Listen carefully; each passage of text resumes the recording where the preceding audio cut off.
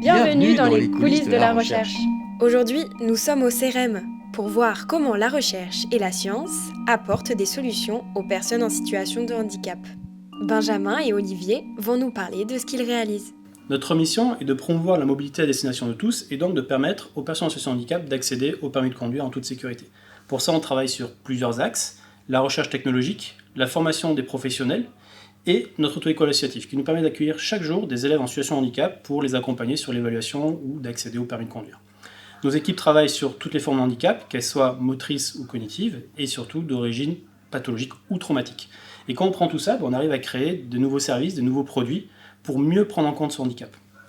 Et on travaille des exemples, on a un service mobile d'évaluation d'aptitude à la conduite, ou encore on a travaillé sur le développement d'un simulateur de conduite. Notamment ce dernier, ça n'a pas été simple, c'est compliqué, et je pense qu'Olivier va pouvoir nous en parler.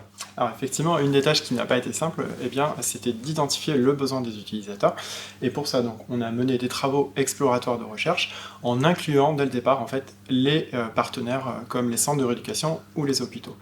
Et en fait, en rencontrant ces différents partenaires, ce qu'on s'est rendu compte, c'est que les pratiques n'étaient pas globales, c'était plutôt des pratiques isolées.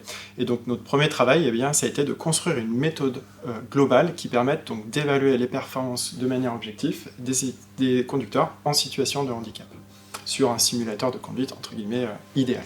Il vous fallait donc créer un environnement de test des aptitudes physiques. Exactement. On a dû identifier les aptitudes que doit maîtriser un conducteur pour avoir le bon contrôle de son véhicule en toutes circonstances. Et pour ça, on est parti sur les tests unitaires, que ce soit la force sur le volant, la force sur les pédales, ou les capacités de modulation, des aides à la direction ou au freinage. Des exercices comme dans une salle de sport? Alors oui et non, c'est pas exactement ça en fait. Ce qu'on a fait, c'est qu'on a recréé un environnement de conduite pour pouvoir moduler et graduer les difficultés des exercices et évaluer donc les conducteurs en situation de handicap sur ce simulateur. Alors, et si on allait voir ce simulateur de conduite Bicap? Ouais, ok, je t'amène. Donc le simulateur de conduite est totalement configurable. On peut se rapprocher au bout de pause des voitures. On est capable d'enlever le siège auto pour venir en fauteuil roulant électrique ou manuel sur le simulateur. Et après, il est équipé de toutes les aides à la conduite dédiées au handicap. On retrouve donc le cercle volant, on retrouve des tirets-poussés réversibles, on a des joysticks, on a de l'inversion de pédale, on a de la boîte manuelle et de la boîte auto, et on a aussi de la boule au volant connectée. Peut-être Olivier, nous faire un ou deux tests? Alors effectivement, je peux vous montrer par exemple le temps de réaction, la mesure du temps de réaction, donc sur stimuli visuel ou sonore, dans situation d'urgence. Donc là on va avoir un stimuli qui va passer donc, de la couleur verte à la couleur rouge, donc pour donner le signal, et on va recueillir les mouvements que fait la personne donc, sur les pédales, et mesurer son temps de réaction. Alors, le deuxième test, la mesure de la force au volant. Donc, le logiciel va enregistrer la capacité que j'ai à tourner le volant, donc d'abord à droite, puis à gauche.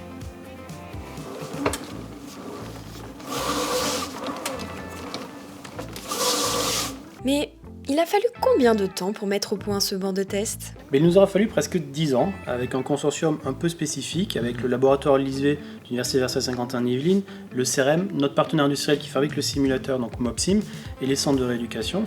Et aujourd'hui, tout le travail qu'on a produit, on est récompensé, parce qu'aujourd'hui c'est presque 20 centres qui sont équipés du simulateur et qui au quotidien évaluent leurs patients. Est-ce que tu prévois d'autres développements, d'autres améliorations? Alors oui, effectivement, c'est une recherche permanente à la demande des centres.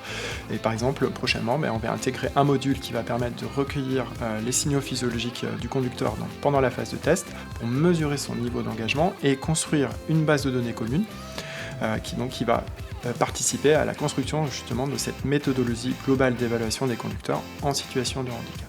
D'ailleurs, on a pas mal de travail, il faudra peut-être qu'on s'y remette. Ouais, je pense qu'il est temps. Allez. Bon, moi j'ai tout compris. Et je sais où je pourrais venir me tester dans quelques années. En fait, tu veux dire l'année prochaine. Merci Benjamin et Olivier pour nous avoir partagé votre engagement au service des personnes en situation de handicap.